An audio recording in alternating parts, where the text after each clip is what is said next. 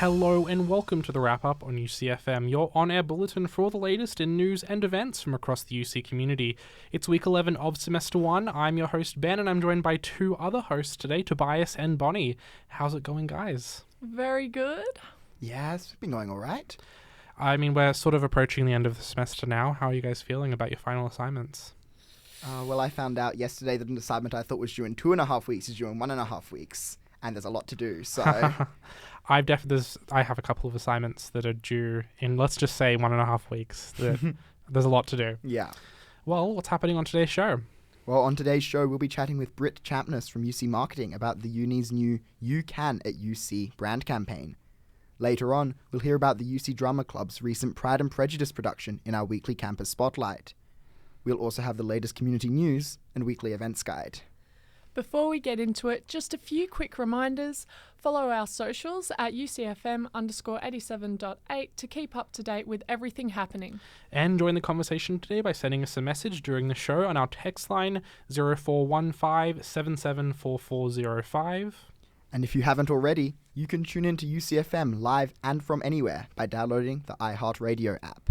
Without further ado, let's wrap things up. Now, to start this week's show, we're joined by Brit Champness from UC Marketing, and she's here to talk to us about UC's biggest rebrand in over a decade, the You Can at UC brand campaign. Thanks for stopping by. No worries. Thanks for having me, guys. Yeah, well, I mean, just to start us off, what made your team consider a new brand in the first place? Yeah, it's a great question. So what we came to understand across looking at a number of data points that we were looking at for a number of years is that people were finding that we were finding as a team and as an institution that our students weren't necessarily connecting with us. So we were having some feedback, particularly from some of our older students or postgraduates who were just not really necessarily seeing themselves reflected in the brand anymore. And we kind of thought to ourselves, okay, well, this has been around for quite a number of years now.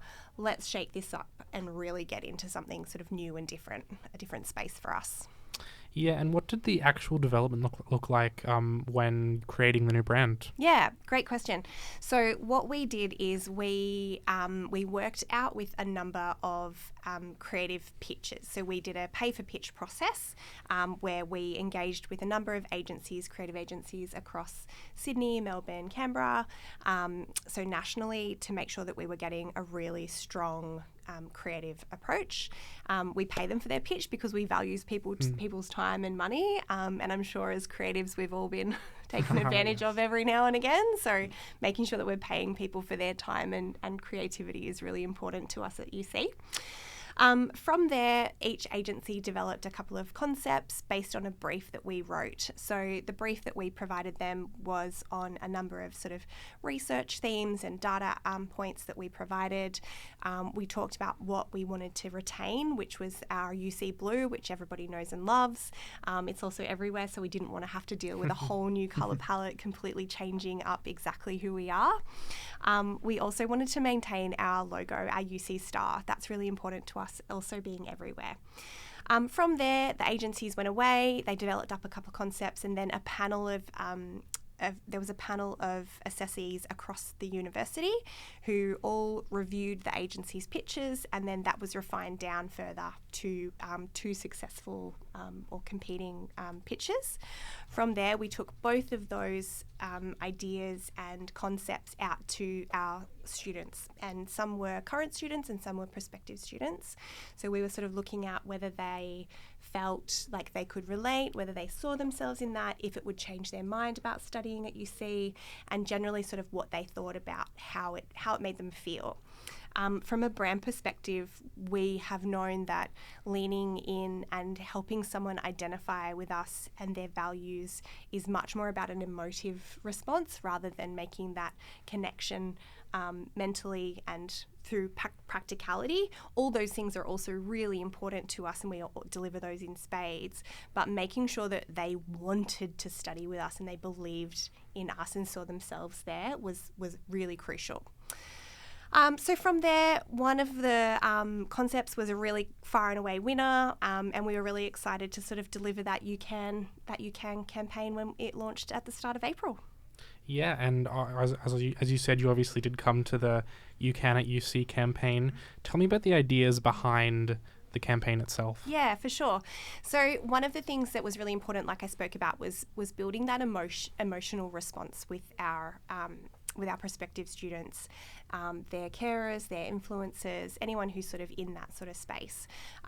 We wanted to make sure that people believed and understood from UC that education should lift people up. Education should feel welcoming. We believe in having a community. We don't want to be in competition with each other. That university should be focused on the people and the students, and that includes staff as well. So it should lift people up, like I said, and not lock them out.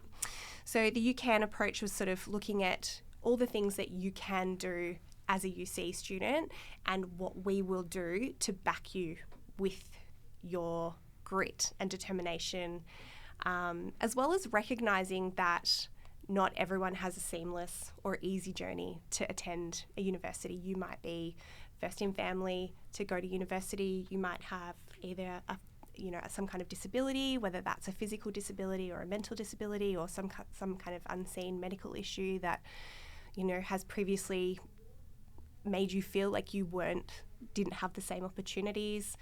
We sort of really recognise that pathway is not always straightforward, and really wanted to honour like I said, the determination and the grit and the resilience that a lot of people bring with them on that journey through to university study.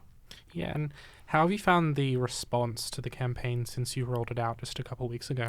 Yeah, it's early days, but we've seen some really fantastic buy-in from our staff and existing students, which has been really wonderful. We've got new billboards up all over campus and rotating all around Canberra. We've also made a sizable investment in making sure our brand is really visible across Sydney and Melbourne as well, because we sort of want to be included in the consideration set down there. So while the actual data on the campaign is still trickling in, it's looking pretty good and looking on par with previous campaigns. The staff buy-in and student buy-in has been probably the most touching part of it.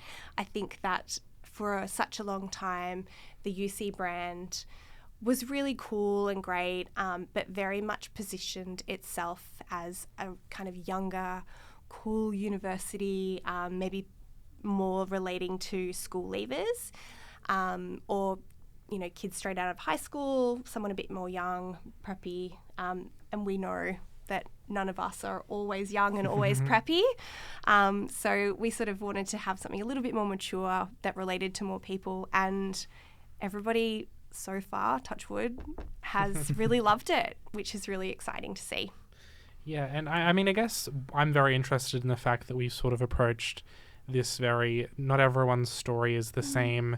And I guess you see in a lot of universities, it's very, ATAR-based sort of stuff. Yeah. How do you see, what's the role of this campaign, I should say, going into the future in a space that isn't always thought of the way that we've put our campaign out as? There's a lot of competition, right? And that's the really hard place. And we're not alone in that in the Canberra higher education market. Like, we've got competitors in our city, online as well.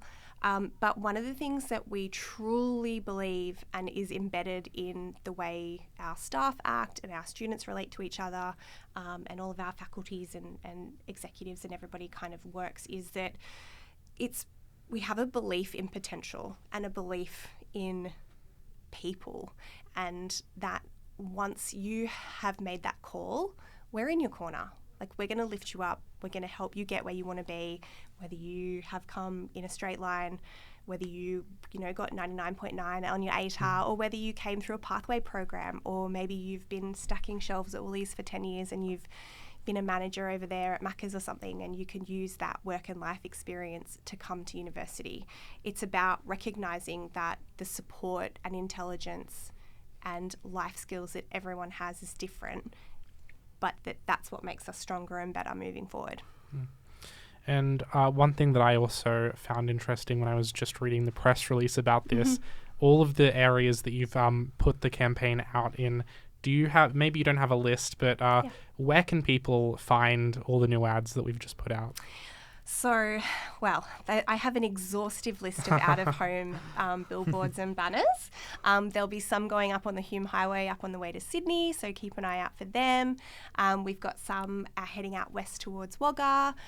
We've got a giant couple coming later in the year out at the Canberra Airport and down in Melbourne.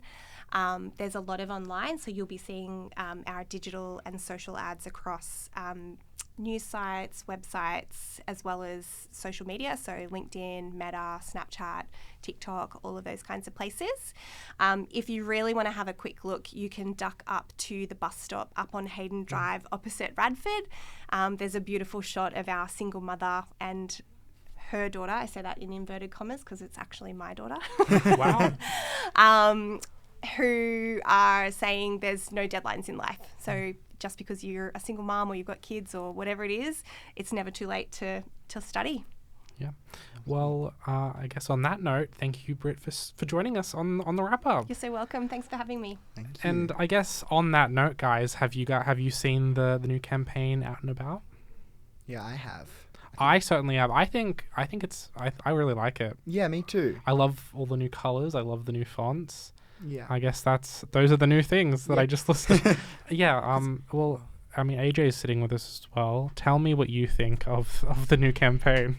Really loving it. I love. Also, hi guys, it's me. I love the I guess the narrative that we were talking about earlier, that Brit was talking about how anyone can go. I think I had a very different approach to uni than others. I came a little bit later, and so it really hits home as well to me. So it's great to see some representation for me as well. Yeah, and I always feel that about UC. I remember. I think one of the slogans we had for a while was something about. I'm not trying to think what it was, but it was about lifting inequality. I always thought that was very important. Yeah. So. Yeah, It's good to see great that job. It's now time for the UC News Wrap. It is indeed.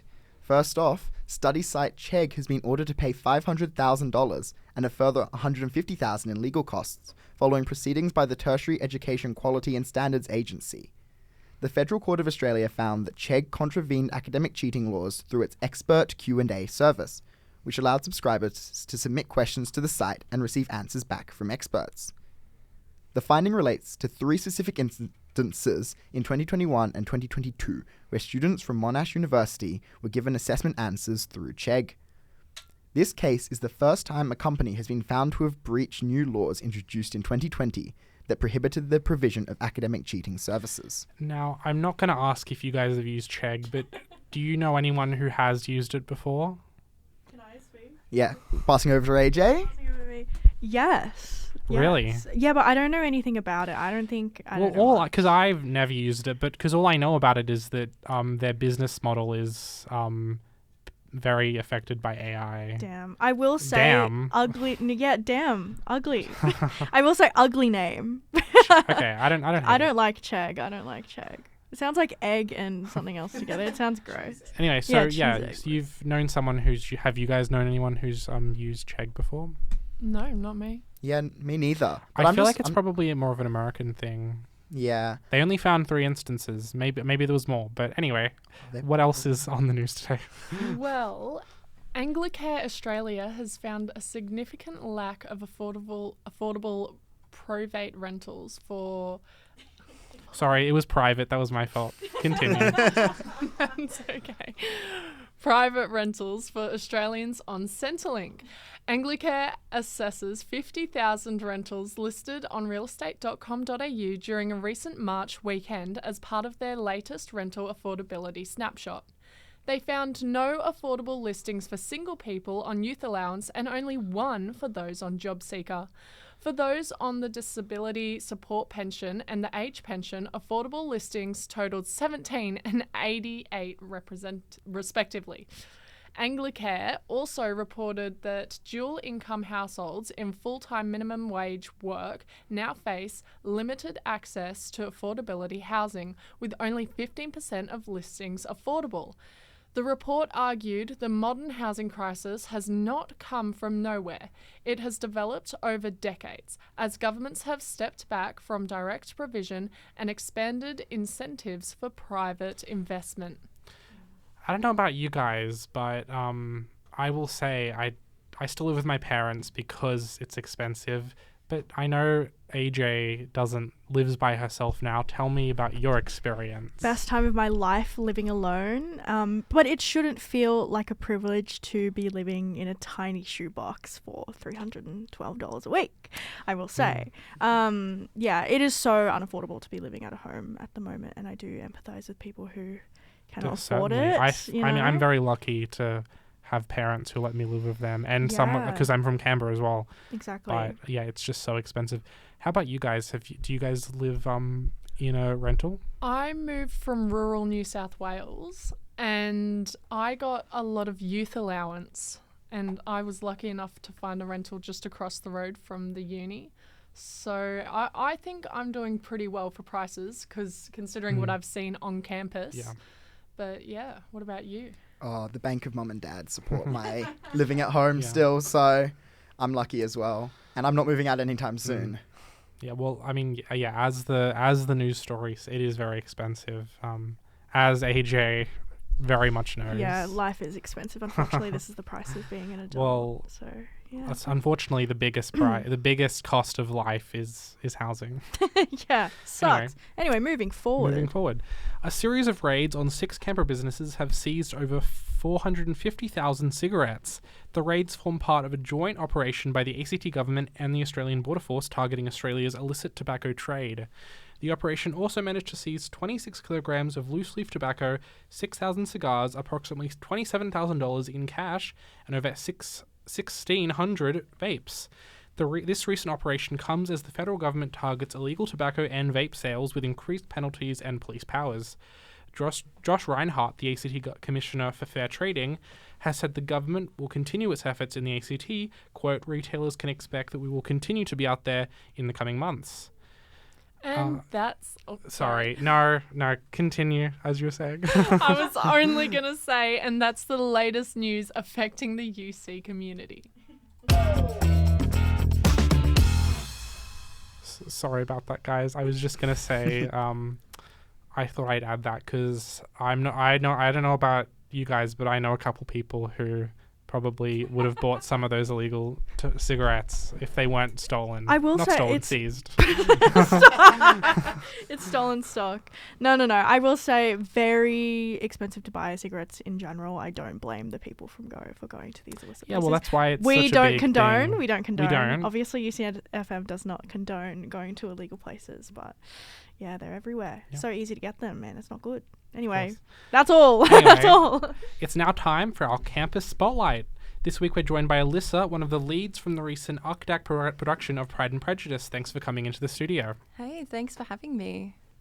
Thanks for coming. Yeah, thank you. And well, just to start, who did you play in Pride and Prejudice? I had the immense honour of being Elizabeth Bennet, the, I guess, lead in the show. Yeah, such an amazing time.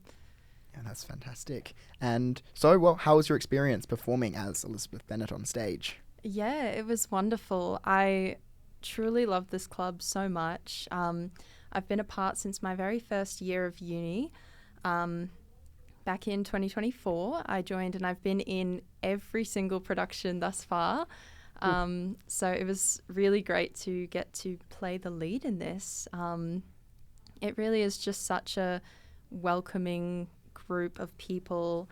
Everyone is from different parts of the university studying different things, but we're all there for our shared love of drama. So yeah, it's always a great time being in rehearsals with everyone. Yeah, awesome. And so were you involved with theatre before you came to UC? Yeah, I've done a fair bit of theatre in my life before. I grew up as a dancer and singer, and I've always done that sort of musical theatre side of things. I also have a diploma in musical theatre that I did in Sydney, Awesome. which is great. But yeah, when I came back to Canberra, I knew that even though I'm now studying education, that I really wanted to continue doing something in theatre. And when I saw that there was a drama club on campus, I thought it was the perfect opportunity to still get to do that thing that I love, and meet like-minded people, which is really great. Fantastic. And so what was the preparation like leading up to opening night for Pride and Prejudice? Very intensive. It's really fun though in how stressful it is, if that makes sense. We have been rehearsing 2 nights a week for a couple months, and then the week of the production, we spend basically the entire week in the theatre, doing rehearsals and dress runs and making everything happen. So a lot of hours have been put into this by not only the amazing cast, but our wonderful tech crew doing our sound and lighting, and our 2 amazing directors who ran this whole thing and managed to put it all on, which I think was just absolutely amazing. Nice. Yeah, and you're talking about how, I guess busy and I guess a little bit stressful it is to kind of start a production and then work through to the opening night. What is something that stood out to you that you found was maybe one of the most difficult things or one of the coolest things that you had to do in preparation for the opening night? I guess for Pride and Prejudice, it might be just the intensity of the show, particularly playing Elizabeth. She spends a lot of, particularly the second act, very sad, very upset with everything that's going on. So I found that was a little interesting to really put myself in those shoes for like a week straight, basically. But I had to be very upset with our other lead, Matt, who was playing Mr. Darcy. Got to yell at him every night, which was great. So it's a nice release, I'm sure, but also kind of I would assume you're putting a lot of emotional energy into your role. That would have been pretty difficult, hey? Yeah, a little. I think it helps that I love the show so much. I have always loved Pride and Prejudice and Jane Austen's work. So for me, it was a bit of a dream come true, even while it was a little intense. But it is still a kind of a tough process. But again, I think that's what's so great about the club, is that everyone's there to work through it and support each other, no matter what, which is great. Yeah. And do you hope to continue acting after uni? Yeah, that would be ideal. I think Canberra has such a wonderful theatre scene, and more people should get out there and see shows. We have some wonderful companies like Canberra Philharmonic, Free Rein Theatre, plenty of plays always happening at the Canberra Theatre Centre, and I think that more people should go and support live theatre in particular. It's such a great thing and a great form of entertainment that I really hope to keep being involved in even after university. Yeah, and talking about supporting theatre, can you tell us about the Drama Club's upcoming production? Absolutely. So for our second semester this year, we are putting on the musical Pirates of Penzance. Some of you might know the movie from the 80s, I believe. That sounds like something you'd like, Tobias. I was just thinking that I probably should know it and don't. So, yes, well, it's a wonderful sort of comedy opera. It is our first time as a club putting on a musical, which is going to be super duper exciting for everyone involved. We've had lots of inquiries in the past about putting on musicals as opposed to just plays.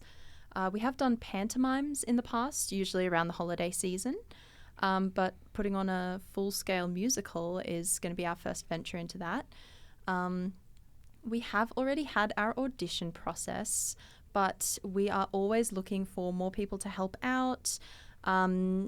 So if anyone out there listening is interested in backstage or creative opportunities, we'd love to have tech crew, anyone who's interested in design, like props and sets. We'd love to have anyone on board who's interested in the show or helping out our little uni club. Fantastic. Hopefully there's some people out there who want to get involved. Yes. And I have a question. Me and Tobias are just passing around the mic, by the way. I hope people can tell. Now, obviously, you're doing this upcoming musical with UCDAC. Where can we find them? Do you have their socials? Yes, you can find us on Instagram at UC Dramatic Arts Club. We also have a TikTok at UCDAC. I believe a Facebook as well. Ooh, but fancy. Instagram is likely the best place to reach out to us. We post about all of our upcoming shows and events, and you can access our membership via rubric and the link to our Discord to come and join in on all the fun drama things we have going on. There you go. Guess what? I'm joining. No. I don't think Why I don't think I'd be very good. Have you guys been in a musical before? I haven't. Oh my gosh, have you been in a musical, Bonnie? I've done what's the Yellow Brick Road? Oh my god, Wizard of Oz. The Wizard of Oz. Yes, I've done the Wizard of Oz. Tobias, have you been in a musical? I did play Joseph in a musical version of like the Nativity Story in primary school. So I was about in grade 3, so I was probably like 8-9 years old. But Well, Wow. this wasn't a musical, but I was in a play in primary school, and I think I was villager number 2. Come on, Villager. Why not Villager number? In my heart, you're Villager number 1. Ben. Yeah, I don't know. will say I was in a musical. If you guys care, I think care. it was actually problematic though because it was Hairspray. I love the story. Thank Tell you it, for loving tell the it. story. No, I was in Hairspray. So I went to a school and I literally don't know why they did this. We did not have enough people of color to be playing black people. We didn't have any black people in the school. And I'm not. Yeah, so they made me play someone who was of African American descent, which is actually really bad. And I didn't know because I was like 14 at the time, which is really bad. So obviously not a good start to my acting career, starting off at a very problematic note. But I did love the musical. I do like Hairspray's musical. And Dad are covering up songs. on my Now, let's take a look at the upcoming events on campus. Tonight, April 30th, we have Melbourne band Play Lunch. They are hitting the stage at the UC Hub for their latest regional tour. It's their biggest headline run to date, with shows across the nation. Now hitting the halfway mark, Play Lunch will be playing tonight at the UC Hub from 7 p.m. onwards. Final release tickets are available, so check out the UCX website for more. And tomorrow, the 1st of May, we are looking for, if you're looking for something fun to kick off the weekend, round up your friends and head to the UC Refectory for the annual UC Hoedown from 6 p.m. With a live band, line dancing, drink specials, and even a mechanical bull, this is definitely an event you don't want to miss. I know I'm going to be there. Yeah, well, I hear that you are a little bit of a whip prodigy. Tell me about that.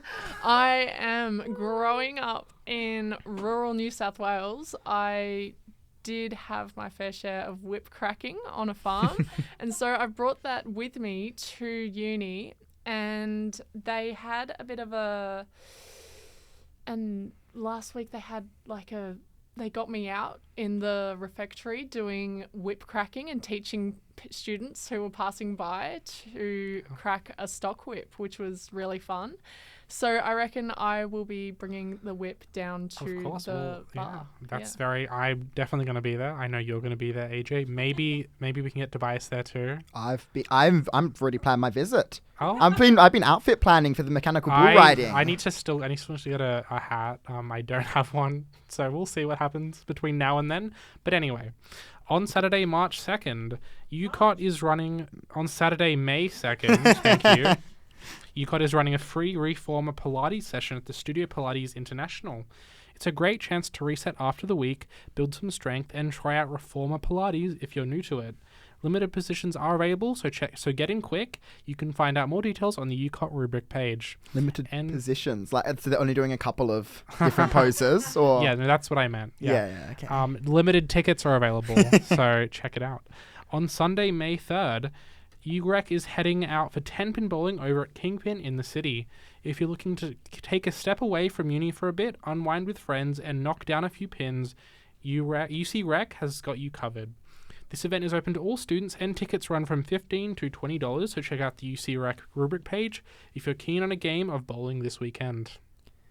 And then on Tuesday, May 5th, UC Lhasa is wrapping up the semester with social football and a free members barbecue from 4:30 through to 8:30 p.m. Whether you're a seasoned player, just keen to get moving, or have no idea how football works, they want you on the field. It's a fun way to finish semester 1 before winter hits. This event is open to members, and students can grab a membership through UC Lhasa's rubric page. Also on Tuesday, it's that point in the semester when we're all ready to flip out, so come do it somewhere padded. The UC Psych Society will be heading out to Flip Out in Majura at 5 p.m. for their 2-for-1 Tuesday special, so bring a friend for an afternoon of fun to shake off this semester stress. Ticket prices and more details are available on the UCPS rubric page. And on Thursday, May the 7th, UC Life is running a Mother's Day stall from 11 a.m. to 1 p.m. on the Southern Concourse. You can swing by and put together something personal, whether it's a letter, paper flowers, or a handmade necklace. All students are welcome, and you can find more details through UCX or the UC events page. Also on Thursday, the Canberra Law Students Society is hosting a cozy PJ and movie night from 7 to 9 p.m. Come in your comfiest PJs and settle in with popcorn and snacks provided. Location is to be announced soon, and non-members can get tickets as well. All details are up on the CLSS rubric page. Yep, and on Friday, May 8th, Student Wellbeing and Support is hosting the next International Student Lunch from 12:30 to 2:30 p.m. in the UC Student Lounge, right opposite the food pantry. It's a free lunch with plenty of food, a chance to meet new people, and an opportunity to connect with the support services on campus. All international students are welcome, so check out the UC events page to register and find out more. And on Saturday, May 9th, the Brumbies are back again, facing head-to-head against the Western Force at GIO Stadium. The ACT Brumbies will be hosting the Western Force at GIO Stadium from 7:35 p.m. for round 13 of the 2026 Super Rugby Pacific season. UC students have a chance to score free tickets to see the match and to support the Brumbies, with only 200 tickets to give away per game, so definitely get in quick by checking out the UCX website for codes and links to get the tickets. And that's what's happening around UC. Make sure to check out the UC events page and UC socials for more info on these events and to find out what else is happening around campus. Well, that's all we have time for today, but thanks for joining us on The Wrap-Up. You can listen to this episode of The Wrap-Up and past episodes on our website, ucfm.com.au, or find the podcast version wherever you get your podcasts. Of course, don't forget to follow our socials at UCFM_87.8. And there's always something happening around campus, so make sure to keep an eye out on UC socials and the Student Bulletin. We'll be back again next week to keep you up to date with what's going on around the UC community. But until then, that's a wrap.